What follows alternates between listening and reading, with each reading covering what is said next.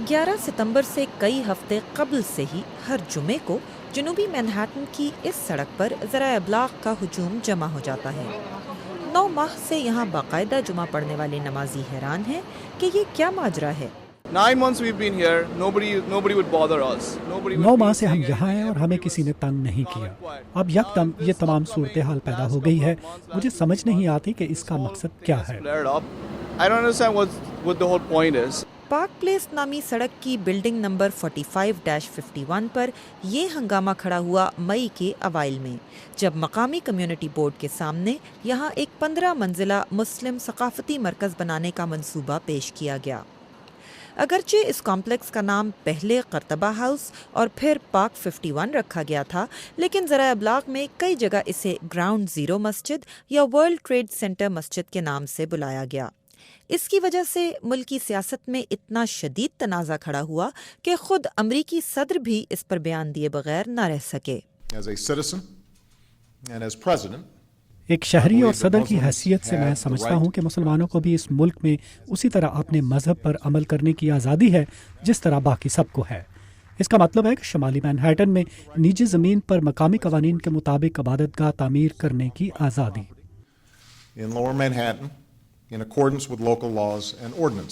قانونی طور پر کوئی بھی اس سینٹر کی تعمیر کو چیلنج نہیں کر رہا۔ اس کی مخالفت عموماً 3 وجوہات سے ہے۔ کچھ لوگ جن کی تعداد مبصرین کے مطابق بہت کم ہے، اس مسجد کی مخالفت اس لیے کر رہے ہیں کہ وہ اسلام کے مخالف ہیں اور انہیں ڈر ہے کہ کہیں امریکہ پر شریعت کا قانون نہ نافذ ہو جائے اور ان کے حقوق چھین نہ لیے جائیں۔ میں اس لیے اسلام کے خلاف ہوں کہ وہ اسلام یسوع مسیح کے خلاف ہے، اور میں نہیں چاہتا کہ یہاں بھی وہی ہو جو ان تمام ممالک میں ہوا جہاں اسلام چھا گیا۔ کچھ اور لوگ اس بلڈنگ کے اس لیے مخالف ہیں کہ ان کے خیال میں اس کے ذریعے ان کی تضحیک کی جا رہی ہے۔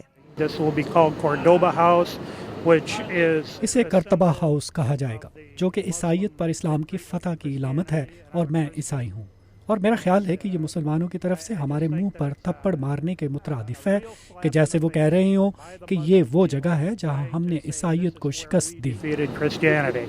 قرطبہ انیشیٹو کی ویب سائٹ کے مطابق قرطبہ وہ شہر تھا جہاں مسلمانوں، یہودیوں اور عیسائیوں نے مل جل کر ذہنی، روحانی، ثقافتی اور معاشی ترقی کا ایک خوشحال مرکز بنایا تھا۔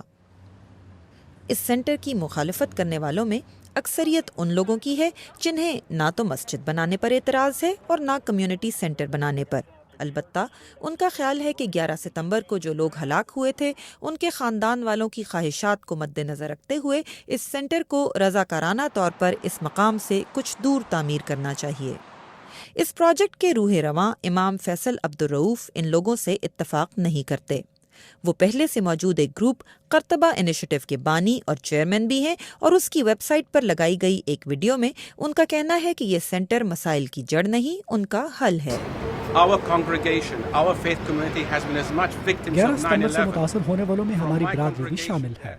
میرے پیچھے نماز پڑھنے والوں میں سے کچھ لوگ ان حملوں میں ہلاک ہوئے۔ ہم نے بھی اور لوگوں کی طرح آگ بجھانے والے عملے کو پانی پلایا۔ ہم اس کمیونٹی کا حصہ ہیں اور اس کی تعمیر نو میں اپنا کردار ادا کرنا چاہتے ہیں۔ ہم دوسرے مذاہب کے ساتھ مل کر کام کر رہے ہیں، اور یہی اس پروجیکٹ کا اصل مقصد ہے۔ اس ثقافتی مرکز کے حامیوں میں امریکہ کے مسلمانوں کے علاوہ اکثریت ایسے لوگوں کی بھی ہے جن کا براہ راست اس سینٹر سے کوئی واسطہ نہیں، لیکن ان کے خیال میں معاملہ اصول کا ہے۔ ایسے لوگوں میں شامل ہیں 26 سالہ freelance web developer Matt Sky, جو گزشتہ چند ہفتوں سے روزانہ اپنے پوسٹر کے ساتھ 51 پارک پلیس کے باہر 5 سے 8 گھنٹے کھڑے رہتے ہیں۔